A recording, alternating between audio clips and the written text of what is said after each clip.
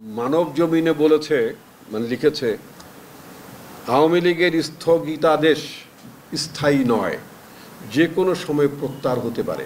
কে বলেছেন? বলেছেন প্রধান উপদেষ্টা। আপনাকে কে দায়িত্ব দিল এ কথা বলার? আওয়ামী লীগের দুষ্কর্মের জন্য আওয়ামী লীগ বাংলাদেশের জনগণ তাদেরকে বিতাড়িত করেছে। আওয়ামী লীগ বাংলাদেশটাকে লুণ্ঠন করেছে। লক্ষ লক্ষ কোটি টাকা তারা বিদেশে পাচার করে দিয়েছে। তাদের কোন সাবেক মন্ত্রীর 300, 350, 400 বাড়ির খবর পাওয়া যায়। শুধু মন্ত্রী না, মন্ত্রীর ভাইদের খবরও পাওয়া যাচ্ছে, তাদেরও নাকি 300, 350 বাড়ি ঘর আছে।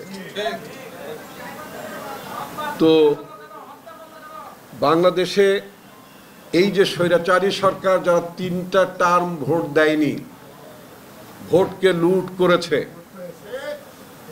আমাদের ভোট দান থেকে আমাদেরকে বিরত রেখেছে, দিনের ভোট রাতে করেছে।